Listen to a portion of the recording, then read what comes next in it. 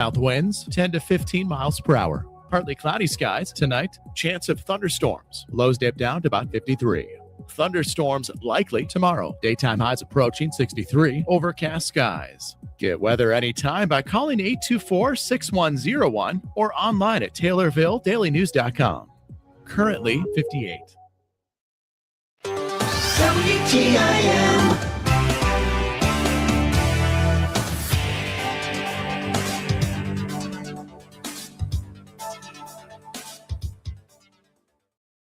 You're listening to WTIM, your information station. Time now for your expanded local news. I'm Reed Kamai. The Taylorville School Board is set to meet this evening at 6. After approval of minutes, claims, and the treasurer's report, the board will discuss consideration of an overnight trip and personnel before jumping into new business.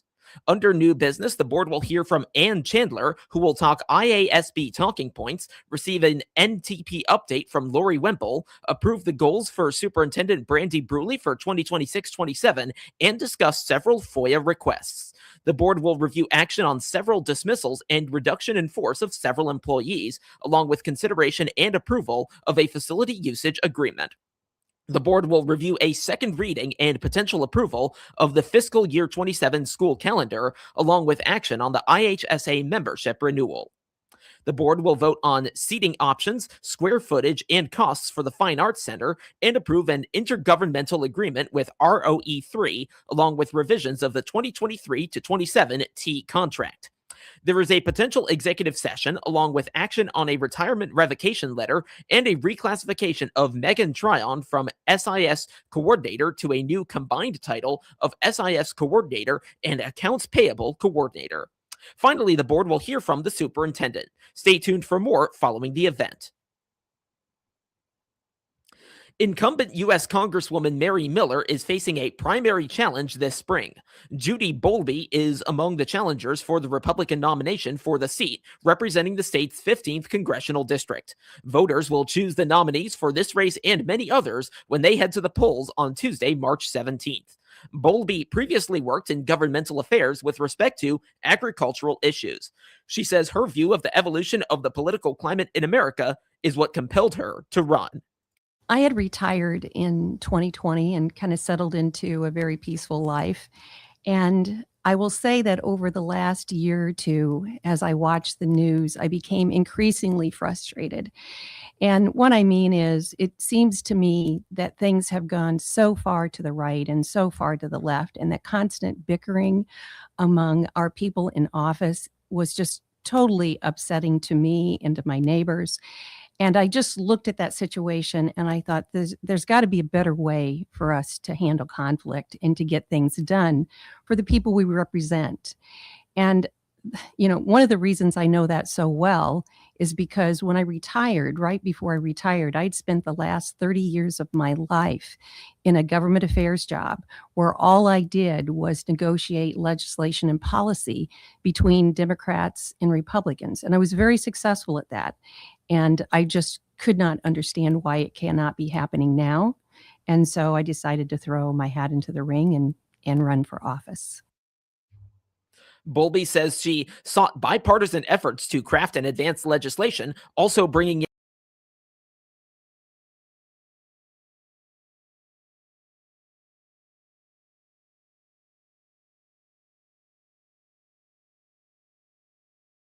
different policy and legislation, is it's very important to actually find those moderates in the party. I kind of compare it to, we try to teach our children that you can't always have your own way. You have to negotiate, you have to compromise. And what I find is the moderates in the parties will do that. And so I would find usually a Republican and a Democratic sponsor for any bill so that there was bipartisan working in favor to begin with. And then I would reach out to different associations and advocacy groups that had a part in what was happening. And I found that their influence in talking to their legislator was very important in that. And many times it just I sometimes brought in people who had an issue to testify in front of committees, just regular citizens. The challenger cites her rural experiences, having grown up on a farm, in explaining her platform for aiming to cut costs on food, gas, and other essentials. This district is over 31% farmers. The farmers have been completely devastated by the tariffs. And many times, I'm close to the agriculture area because I grew up in a small farm in Cerro Gordo. I was raised by my aunt and uncle, and we were tenant farmers, so it was like a sharecropping situation. And so I know, what the farmers have to face because they have to be somewhat like gamblers. They have to worry about the weather. They have to worry about the cost of the things that they need to produce the product. That's one of the things that's impacted too in terms of the tariffs, the cost of fertilizer, the cost of seed, the cost of machinery. And many farmers right now are really hurting because of the deal that was made between China and Brazil and not having that, losing that market because of the tariffs. Bowlby closes by promoting what she considers her moderate approach to solving problems constituents in the 15th Congressional District face. One of my favorite songs, I thought of it as I was out in your waiting room and listening to the radio and I heard a Beatles song, Let It Be. And it reminded me of another favorite song of mine, Bridge Over Troubled Waters. And I feel that this state, this country is in troubled waters. And I feel like I can be that bridge. And I've done it for 30 years. And I want to do it for the people of the 15th district because they are needed help and they deserve better than what they're getting. They should choose me first because I'm real. Second, because my history it shows 30 years of experience of working already in government in terms of bringing compromise to both Democrats and Republicans and getting things done. And they should do it to make their life better because I know that I can do that. And I cannot emphasize enough that people really need to vote in the primary because that's where moderates like I are running. Mm-hmm. And don't wait till November because then your choice will be made too much for you. More information on elections in Illinois is available at the Illinois State Board of Elections website, elections.il.gov. Judy Bowlby appeared as a guest on the WTIM Morning Show. Lakeland College students could see a small increase in tuition next year. The college is proposing a 3.25% increase in tuition and fees for the 2026-27 academic year. If approved, in-district tuition would increase by $5 per credit hour. Fees would remain unchanged, bringing the total cost to $159 per credit hour. For a full-time in-district student taking 30 credit hours during the academic year, that would bring the total cost to $4,770, about $150 more than the current year. College officials say the increase will still keep Lakeland among the most affordable community colleges in Illinois. During the current school year, the average tuition and fees at Illinois community colleges is nearly $4,943, while the average tuition at Illinois public universities tops $16,000. Lakeland College President Josh Bullock says the increase will help the college continue providing high-quality programs while keeping education accessible and affordable for students. Officials also note that students benefit from a textbook rental program included in tuition and fees, which can save up to $1,400 a year. In addition, the Lakeland College Foundation awards more than $500,000 in scholarships annually, and about 81% of students receive some form of financial assistance. If approved, the new tuition rate would take effect beginning with the summer 2026 term. And now, a word from First National Bank in Taylorville. I'm James Kirk, Vice President at First National Bank in Taylorville. I get it. Switching banks sounds like a chore, but we make it easy. I've helped people and businesses move their accounts with less hassle than they've expected and more personal service than they've ever gotten before. We've been here for nearly 70 years, a true community bank that's not going anywhere. If you're ready to make a change, we're ready to help. First National Bank in Taylorville, first every time for nearly 70 years. Member FDIC. The Taylorville Food Pantry is approaching a notable milestone. It will reach 1 million pounds of food received from partners through the Food Rescue Program. The initiative has lasted for over a decade. The pantry has nearly quadrupled its contingent of partners supplying food, which may otherwise have been disposed of. Amy Hagan, a co-coordinator with the Taylorville Food Pantry, says the initiative is important both for reducing food waste and feeding those in need. For a program that's been going for basically, what would it be, 10 years and 10 years and 3 months, I guess, we will have reached our millionth pound milestone. And where I think that's significant is that many people who follow the issue of food insecurity realize that there's a good amount of food in this country that gets wasted. It never gets consumed. It goes to a landfill. Matter of fact, I'd be probably embarrass myself by not having the specific statistics, but we have a volunteer who used to work for the Illinois EPA, and if he were here, he would concur with the fact that a good amount of what is in our landfill is food waste, which is absolutely tragic when on the other side of the coin there's food insecure individuals. And so basically the food rescue program marries those two things. She adds the program's newest partners include the recently opened Dollar General in Edinburgh and Starbucks in Taylorville. Basically, where we have a number of volunteers that go around to different retail partners in the community. The current number actually is 10. When we first began collecting from these retail partners, we started with 3 back in December of 2015. But now we've got 10 retail partners, and they range from who you would expect, like Aldi, Kroger, Walmart, Taylorville Food Center, but some that maybe wouldn't naturally come to mind, who are equally as generous, would be like Ron's Produce, McLean here in town, as well as CVS and Dollar General, both here and in addition to Edinburgh. And then we just recently, in the last 2-3 weeks, started a partnership with the local Starbucks. Pam Moses, another co-coordinator with the Taylorville Food Pantry, says businesses typically initiate the conversation by sharing what and how much they can donate. We kind of look at our schedule, look at their schedule, figure out a time when it works for all parties to start coming by and picking up. Ron's Produce will kind of come both ways. They bring us some things that we purchase from them, and they'll drop off some stuff at the same time, or we'll stop by their place and pick it up. But the majority of them, we go when we pick them up multiple days per week. Some of them only 1 day a week, and just depending on the place, what they might have. So it might be bread, it might be buns. Somebody might have gotten a shipment in of potatoes, and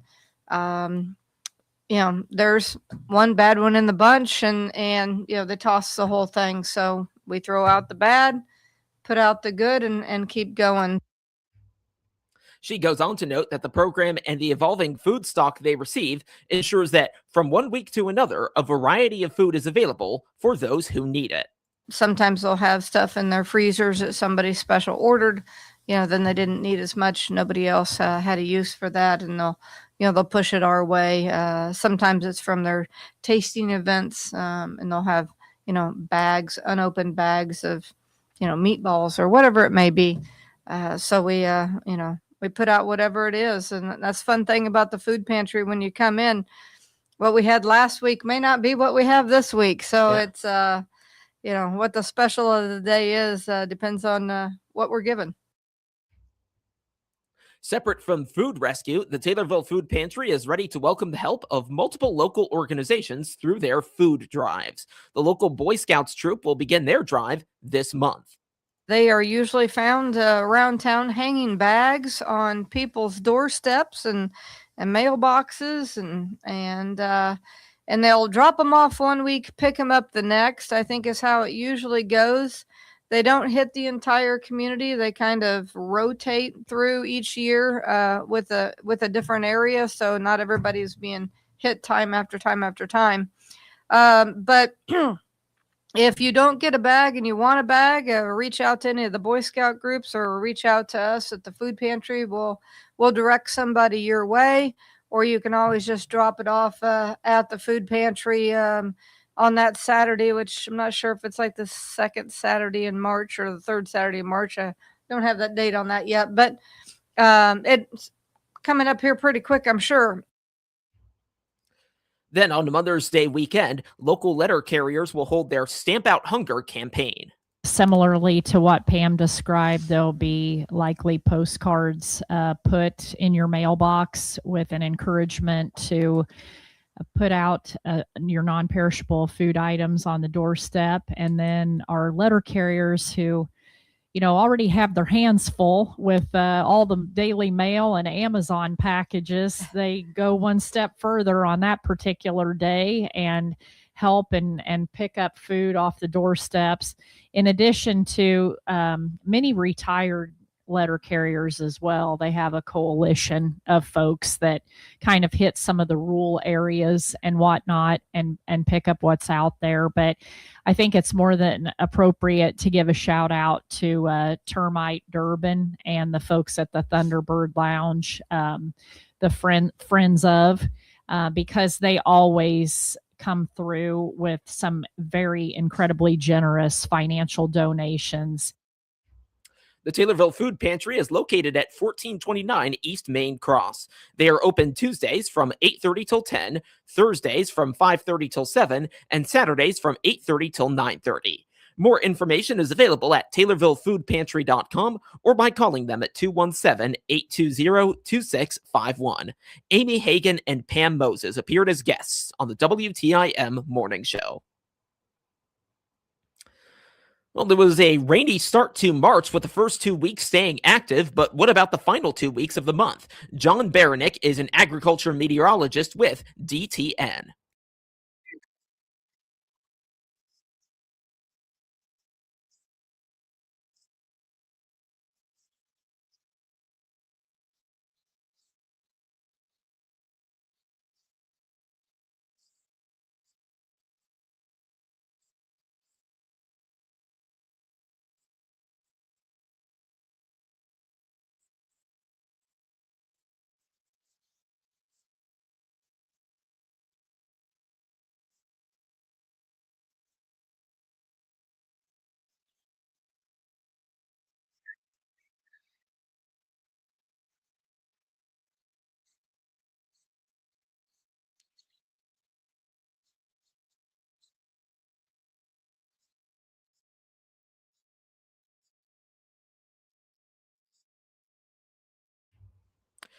Astronomical spring begins March 20th. Meteorological spring was ushered in on March 1st.